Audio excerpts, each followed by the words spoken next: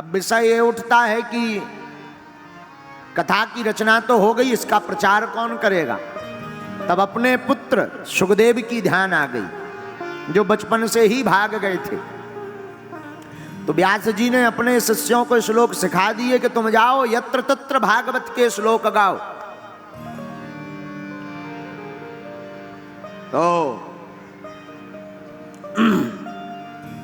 श्री वेदव्यास जी के शिष्य जहां सुखदेव जी निराकार ब्रह्म की साधना कर रहे थे, बिनु पद चले सुने बिनु काना, कर विधि कर्म करे विधि नाना, आनन रहत सकल रस भोगी, बिन बाणी वक्ता बड़ जोगी, तन बिनु परस नयन बिनु देखा, ग्रह घ्राण बिनु वास असेखा, अस सब भांत अलौकिक करनी, महिमा जासु जाए नहीं बरनी।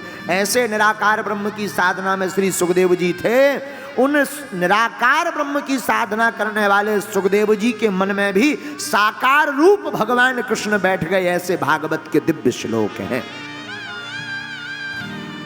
और जब श्री वेदव्यास जी के शिष्य गए और जहां सुखदेव जी साधना कर रहे थे, वहीं पर भागवत का सबसे मीठा श्लोक गाया।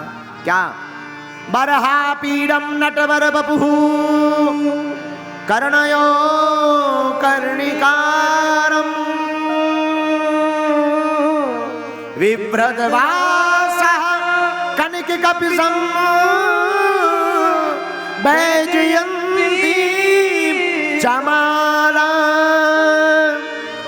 रन्ध्राणवेणो रधर सुधया पूरयन् गोपवृन्दे वृन्दारण्यं स्वपदरमणं प्राविशद गीतकीर्ति प्राविशद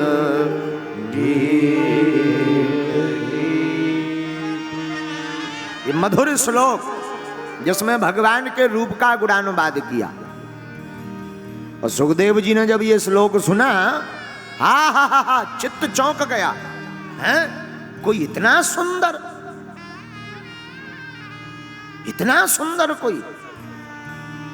सुखदेव जी ने सोचा, अच्छा भाई सुंदर हो पर स्वभाव सुंदर ना हो तब किसी काम का नहीं है। बात भी सही है। बस देखने में तो बहुत अच्छी हो, डेंटिंग पेंटिंग कर दो पुरानी बस में, बढ़िया पर्दा वर्दा लगा दो, सीटें बीटें बदल दो, पर इंजन पुराना धर दो तो दिखने में तो बड़ी प्यारी लगेगी, शीशा बीसा बढ़िया चमक रही होगी, लेकिन जैसे ही स्टार्ट होगी सो खटखटाएगी।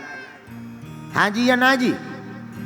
उसी प्रकार दिखने में तो कोई सुंदर हो पर स्वभाव सुंदर ना हो तो दो माटी की उसकी छवि नहीं है, दो कौड़ी की।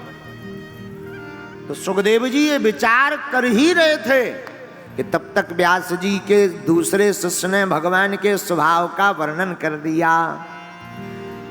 अहो बकीयम सनकाल कूटम जिघांसया पाययदा प्रसादिवी लेभे गतिं धृततां ततोऽन्यं कम्बा दयालु शरणं व्रजेम कम्बा दयालु शरणं।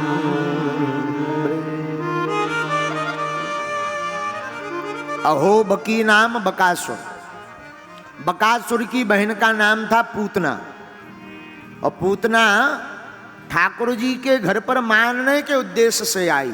पर धन्य है हमारे ठाकुर जी का स्वभाव, मारने के उद्देश्य से आई फिर भी माता का दर्जा दिया। जो गति यशोदा मैया को दी वही गति पूतना मौसी को भी दी। ये भगवान का स्वभाव है। अब हम आपसे ही पूछते हैं, आपको कोई मारने आए तो तुम क्या उसे माता पिताजी बना लोगे? हाँ जी या ना जी? बोलो। अच्छा कोई बंदूक लेकर आ जाए तुम्हारे सामने, ए भाई सावधान, तुम कहोगे पूजनीय पिताजी मारो मत, ऐसा कहोगे क्या? बोलो। धन्य है ठाकुर जी, मारने के उद्देश्य से पूतना आई, उद्धार तो किया, और जो गति यशोदा मैया को दी वही गति पूतना मौसी को दी। ये हमारे भगवान का स्वभाव है। इतना सुंदर ठाकुर जी का स्वभाव। अब तो सुखदेव जी चौंके, अरे भैया और सुनाओ ऐसे श्लोक। महाराज हमें तो दो ही आते हैं, और ज्यादा सुनने हैं तो ऐसे मीठे मीठे श्लोकों की 18,000 की संगता हमारे पूज्य गुरु जी के पास है। अच्छा, तुम्हारे गुरु जी का नाम क्या है? श्री वेदव्यास जी महाराज। हो पिताजी, फिर क्या? वेदव्यास जी ने तो जलेबी बनाई, पर जलेबी तब तक मीठी नहीं होती जब तक उसे चाशनी में ना डुबाया जाए। तो जलेबी तो बनाई वेदव्यास जी ने, सुखदेव जी ने अपने भाव की चाशनी में भागवत को हृदयंगम किया, फिर ये इतनी मीठी हो गई कि लाखों बार भी तुम भागवत सुन लो फिर भी मन भरता नहीं है, भरता नहीं है, भरता नहीं है।